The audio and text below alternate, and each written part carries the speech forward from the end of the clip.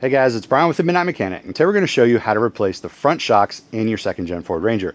Now this is our 99. It has a newer front end on it, but it is a 99, and they're all the same across them. It's only 2 bolts on the bottom and 1 stud on the top that you have to take a nut off. That top one can get stuck. We'll show you how to get it off and what to do if it gets stuck. So the first thing to do is get it up in the air. Obviously we have a lift, you probably don't have one, but as long as you get it up in the air where you can access the bolts underneath and support it just a little bit, you can get to it pretty easily. The way it works is right here. It's kind of stuck in the side here. Now on the bottom here, there's 2 13mm bolts, and then on the top there's a stud. Let me show you where those are. All right, so that red obviously is your shock. Down on the bottom here, right here, it has these 2 13mm bolts. Now it's just nuts, and then on the top it's got 2 13mm bolt heads. Now on the top here, there's that stud. You need to take that nut off. What we're going to do is we're going to start taking off the bottom 2 and then come back to that top one. Okay, so this is 13mm. The way you do this is put a box end wrench around the top to hold the top down. Then spin off this one with a ratchet or an impact. Be careful when you do this side because you don't want it to mess up the boot on your CV joint.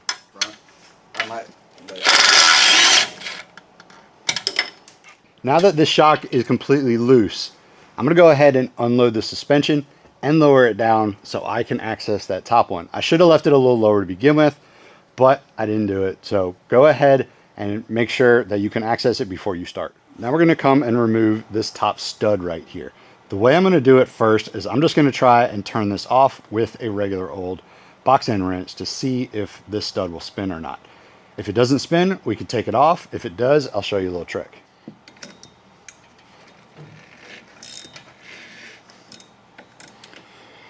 All right, see how that stud up here is spinning along with this? What I'm going to do is I'm going to put a little wrench on top here and hold it while I turn this one.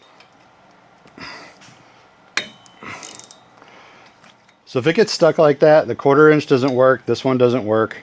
See down here, there's a hex.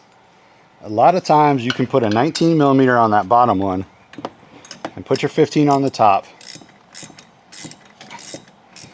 and take it off this way.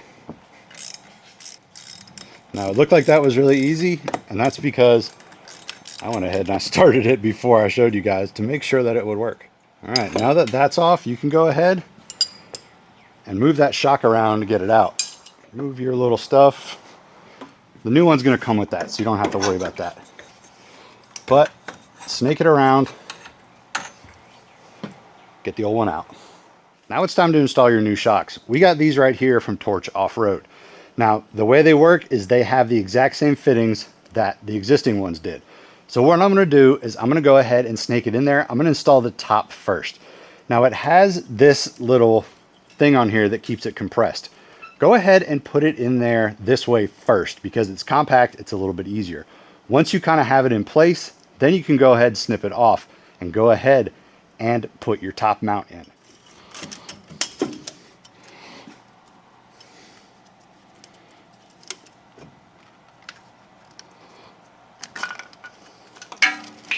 Now go ahead and remove this top stud or this top nut, this bushing, and this one.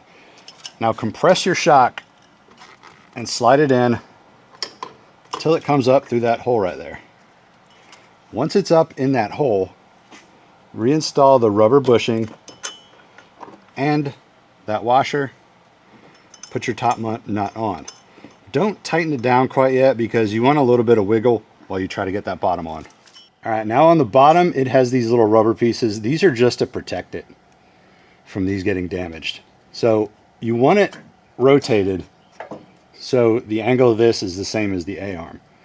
When you remove this, you can shove it up and line it up in the hole that you removed them out of. Now there's new hardware that comes with these bolts, so you're going to want to grab that new hardware and reinstall that. All right, so here's the trick to installing the inside one on these. It's difficult to get this bolt in with the shock because of the CV joint there. So these have notches, so it just slides in really easily. So what I'm going to do is I'm going to go ahead and install this bolt before I install the shock.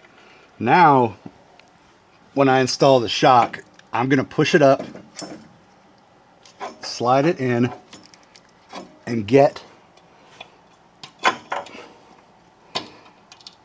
that stud straight through where that shock is. Now I can go ahead and put the other bolt down through the hole a lot easier. With that in, now I can come install those nuts.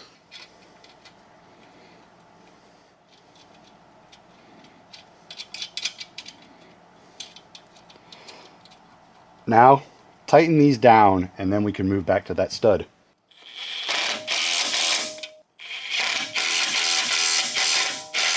Now I'm going to tighten this down. Make sure that these get squished. I know you probably don't remember, but if you look back in the video, you'll see how squished the other ones were. So what I'm going to do is I'm going to tighten this down, and that is the wrong size wrench. Hold the shock to prevent it from rotating. So the passenger side is exactly the same as the driver's side. It's really easy, just those bolts, that top stud. Now if you have a set of shocks that doesn't have that little hex, you may end up with a problem if you can't get that little top piece set. You may have to hit an angle grinder, get that thing cut off, but it doesn't matter because they're trash anyway. Is there anything else you'd like to learn about? Post down below in the comments. Don't forget to check our social media. Links are in the description. If you want any MidMech merch, check out themidnightmech.com and support cancer research. If you watch to the end of this video, there'll be a link to show you how you can help. See you guys next time.